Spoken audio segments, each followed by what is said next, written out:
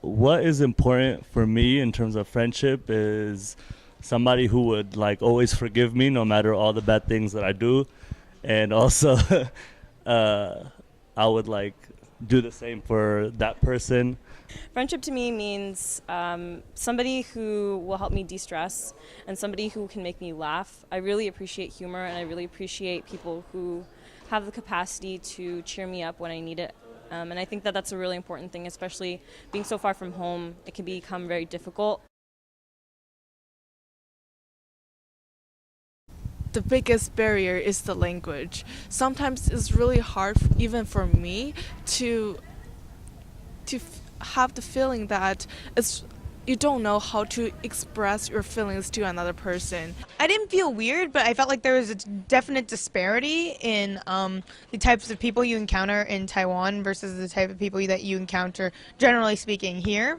There's a lot more diversity in terms of socioeconomic class here, as opposed to what the circle that I was in Taiwan. It was awkward sometimes, but because people were so nice that like I didn't know how to respond. I wasn't used to like getting such a I don't know, people interested in me. Like when I got here, I had a cast on my hand because I broke my thumb like 2 weeks before coming, and like everybody asked me what happened, and I had to tell the story like 2,000 times. But it was fun, and it's nice. It makes you feel good. So that was awkward, but a nice awkward.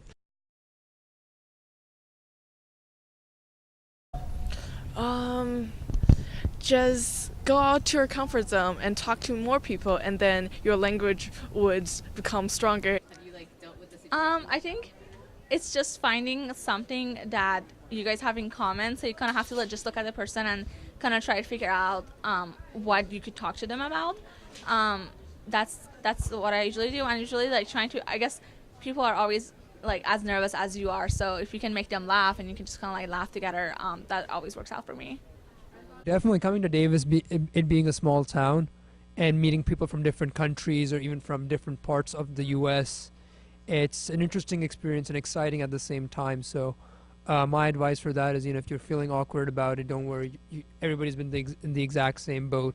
Even the people who live here, take it from me, people who live here, they're moving from San Diego, from another state, from another part of the country. They're as nervous and awkward and shy as you are. So don't feel like you're an alien of some sort. You're a human being just like everyone else. I've had situations where something gets pulled across the wrong way, or like they don't understand something and you think they do, or there's just like miscommunication in general can make things awkward. And I think honestly just clearly explaining yourself and maybe like accepting of other cultures to see what can happen makes it a lot better. I think in order to make friends in another country, joining a club or a student organization is a really good way, because you spend time together and you work together especially. And then I think the best relationship and friendship is made when you're going through the hardship together. So in terms of utilizing resources to make friends, I'd say my number one go-to would be to join clubs. Although the dorms provide a whole host of people that you can make friends with and who you can easily access, the truth is that your club friends are the ones who share mutual interests with you. If you want to make friends, just be yourself. Talk about things that you like to do. Talk about things that make you happy, and I'm pretty sure you'll find a lot of people who have the same interests as you do. If you're classmates together, just having help each other in the class. Also, especially before the test, you can form your own study groups, so you can study in a group, which is also a really efficient way to study too. Definitely just be open to new experiences. People here are different. Obviously, people across all different cultures are going to have like different social values and just different dispositions. So I'd say that you have to be open to new experiences. You have to be open to trying new things. I think normally for international students, they have a limited time when they're in America, and I think they got to hit the ground running when they talk to people and meet people. Like once you're settled, you kind of like lose that drive to meet people. But I think from the beginning, if you just go out and meet people and then stick with it, and make a conscious effort to keep talking to people, I think it makes things better for everyone. Just keep the ball rolling, sort of. Like, don't be nervous, definitely. Just go for it.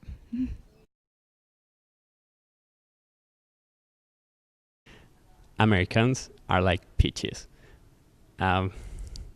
It's easy to get like the first bite is like soft part, but then you get to the hard part, and it's harder to break into their, like, to get deeper into a relationship with them. Like, they're very nice at first, but then it's more complicated.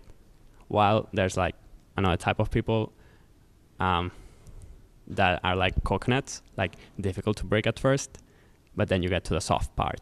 So there's that difference. I've also found like apples here in America, like very nice people, like easygoing from the beginning till the end. So you can find everything. I think my main advice would be go ahead and try new things, but at the same time, make sure you don't lose yourself and you don't lose your identity.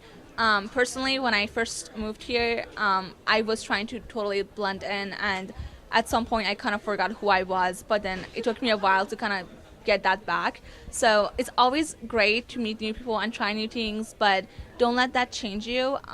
It's good to be who you are, and being an individual, it's always a lot better than being like blending in. Standing out is not always a bad thing.